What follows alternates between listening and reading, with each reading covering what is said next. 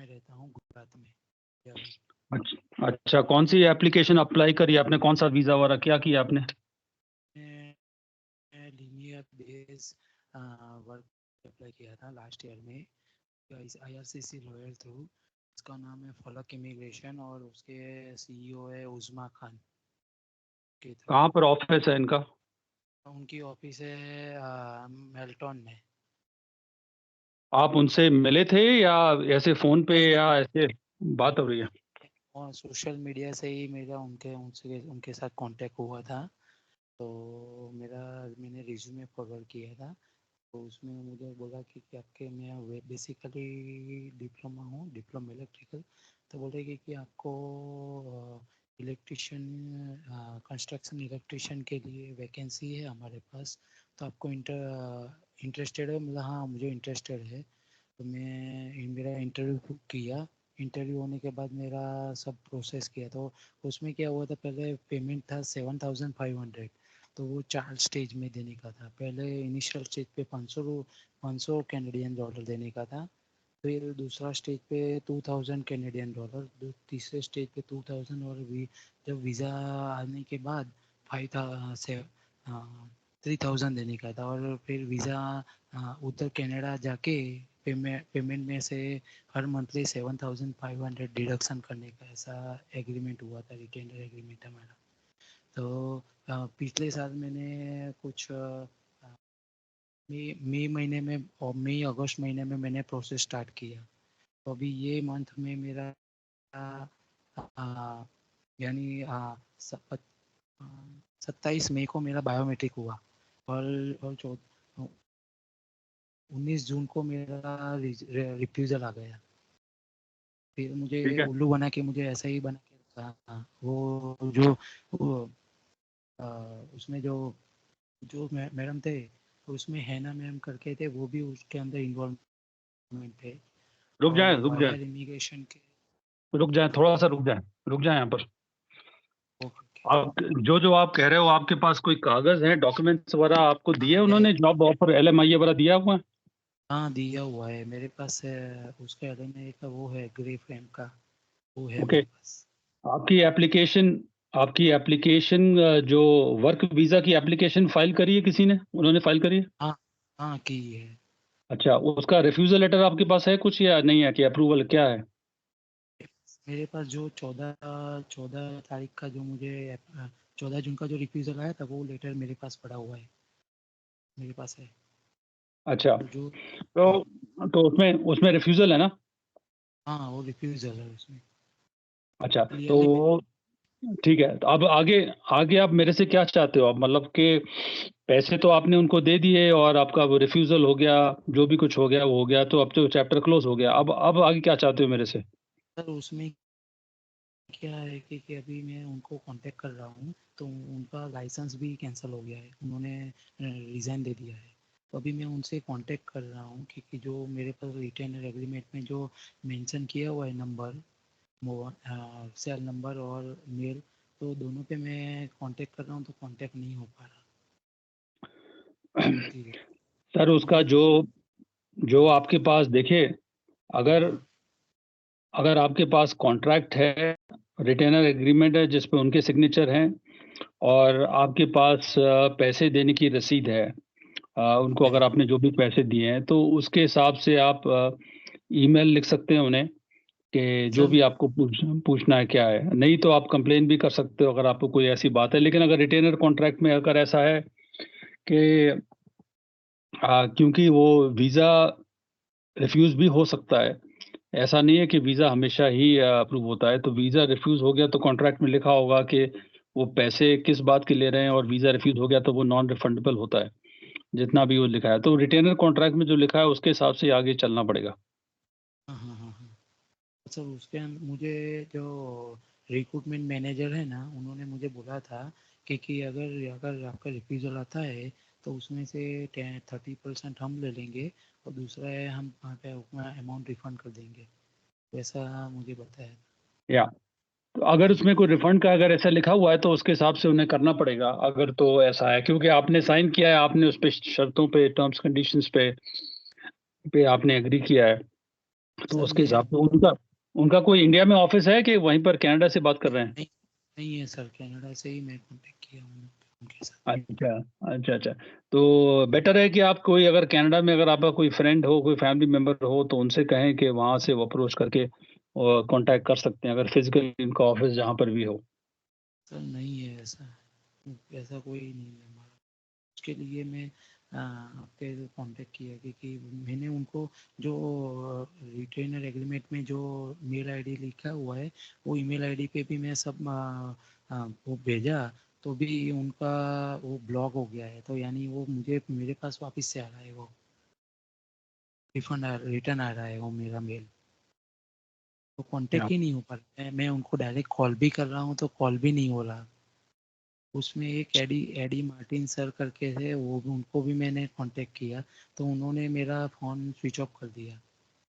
यानी sir WhatsApp number WhatsApp sir number आपकी block कर। ये जी जी, देखिए मैं समझ रहा हूँ आपकी बात।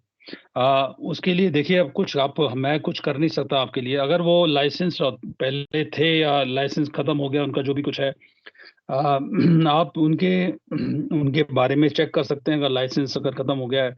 और अगर वो लाइसेंस अगर जब वो उन्होंने अप्लाई किया था आपके लिए एप्लीकेशन, तब उनका वैलिड था, तो ही इज इन हाँ एब्सोल्यूट राइट टू अप्लाई।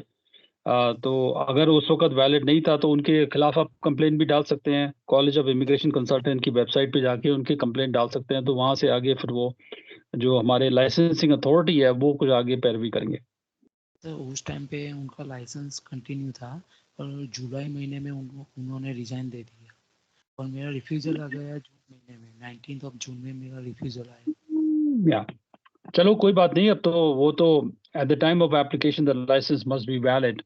तो एक याद कर लें इसको, कॉलेज ऑफ इमिग्रेशन कंसल्टेंट्स पे गूगल पे जाके टाइप कर लें उनकी वेबसाइट पे, वहाँ पर एक फीडबैक फॉर्म बना हुआ है। तो सर वहाँ से आप इनको कांटेक्ट कर सकते हैं, अगर कंप्लेन करनी है, कुछ करना है तो उनको कांटेक्ट कर सकते हैं। वो आगे वो लोग कॉलेज वाले ही करेंगे कुछ। सर वो तो मैंने कंप्लेन ऐसे उसमें तो मैंने कर दिया है कंप्लेन। किसको करा? हाँ, आईआरसीसी साइट पे जो कंप्लेन कंप्लेन का वो जी, आता है ना, उसके अंदर मैंने ठीक है। मेरा लॉगिन आईडी पासवर्ड बना के मैंने कंप्लेन भी कर दिया है उसका, ये सब चीज़ का। बस ठीक है, फिर तो अगर कम कर दिया तो वही आपको बताएंगे, फिर तो फिर आपको वेट करना पड़ेगा। तो सर कितना टाइम हो सकता है उसके अंदर? सर कंप्लेन के जो रेजोल्यूशन है उसका कोई टाइम फ्रेम नहीं है, उसको कई महीने लग सकते हैं, डिपेंडिंग ऑन कि कितना सीरियस लेते हैं उसको, वो कैसे करते हैं। और अगर उस आदमी ने पहले ही रिजाइन कर दिया है तो he is out of loop. पर ये है कि उस वक्त रिटेनर कॉन्ट्रैक्ट क्या था, उसमें क्या शर्तें लिखी, क्यों लिखी, क्या लगी, उसके उसके बारे में अगर उन्हें लगता है कि गलत हुआ है तो फिर वो उसको फॉलो अप करेंगे। तो आपको वेट ही करना पड़ेगा, और तो कुछ कर नहीं सकते आप। सर उसी कारण मेरा कहना है, इन फ्यूचर में मुझे अप्लाई करना है तो मुझे इफेक्ट हो सकते हैं उसके लिए।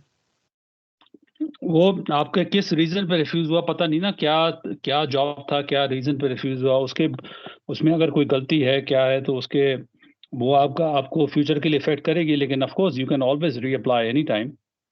अगर आपको कोई जेन्युइन जॉब मिलती है, अगर कोई ऐसा कोई आपकी सिचुएशन इंप्रूव होती है तो आप अप्लाई कर सकते हो ऑल द टाइम। उसमें रिफ्यूजल में ऐसा आया हुआ है कि ये जो लिनिया है वो रजिस्टर्ड नहीं है, यानी कि कोई रजिस्टर्ड एम्प्लॉयर नहीं है ये, ऐसा वो आया हुआ है। आपने आपने मेरे को रिफ्यूजल लेटर भेजा है क्या?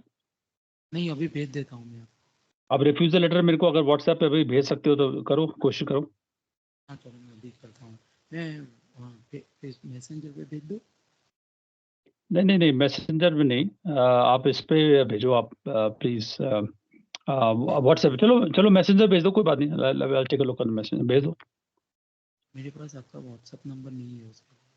कोई बात नहीं, आप इस पे मैसेंजर पे भेज दो, कोई बात नहीं, मैं देख लेता हूँ अभी।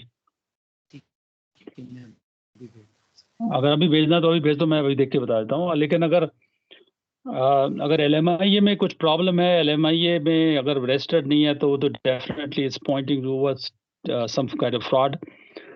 LMIA कैसे पास हो गया, उसके अंदर क्या थी प्रॉब्लम, तो वो देखना पड़ेगा। हूँ। सर एल में क्या था, मुझे ना एल मुझे उसमें दिखाया था, क्योंकि उन्होंने मुझे बोला था कि बल्क आइटम में 20 लोगों को साथ में ले जाने का है, तो LMIA सबका ऐसा करो, एक आप ऐसा करो, मेरे को पहले वो LMIA भेजो पहले मैसेंजर में। फ्रेंड्स वगैरह हैं कनाडा में वहाँ पर? नहीं, कोई नहीं शायद।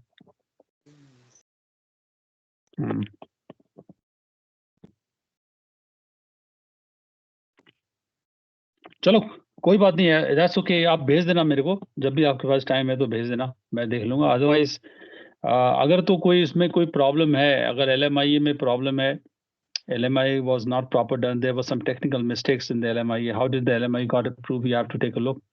उसके बाद फिर वो आप उनकी कंप्लेन आपको वो देखेंगे।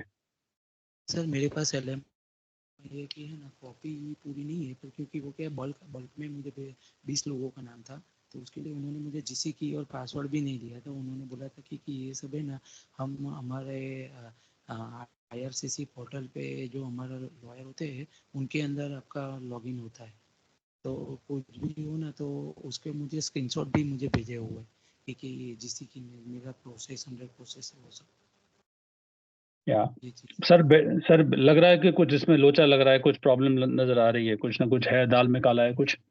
तो कॉलेज ऑफ इमिग्रेशन कंसल्टेंट्स की वेबसाइट पे जहाँ आपने कंप्लेन करी है उनको ही आपने पूरा लिख के भेजो उनको, वही आगे हाँ, आपको कुछ टेकअप करेंगे सर। तो मैं सर आपको वो सब भेज दूँ ना?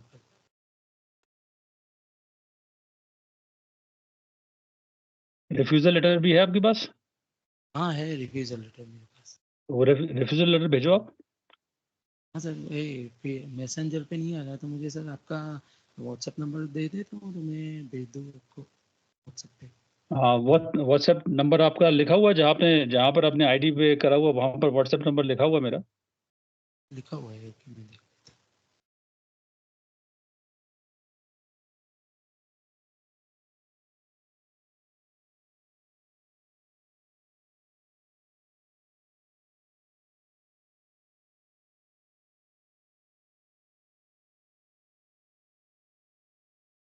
चले आराम से भेज दें, कोई बात नहीं, ठहर के भेज दें, क्योंकि ऐसे फोन पे आप कर रहे हैं, फोन पे भेज नहीं पाएंगे। That's okay, thank you very much for calling. अब तो I can not help you anything further, जब तक डॉक्यूमेंट सामने नहीं आएंगे I can not do anything. ठीक है जी, okay sir, thank you very much, take care.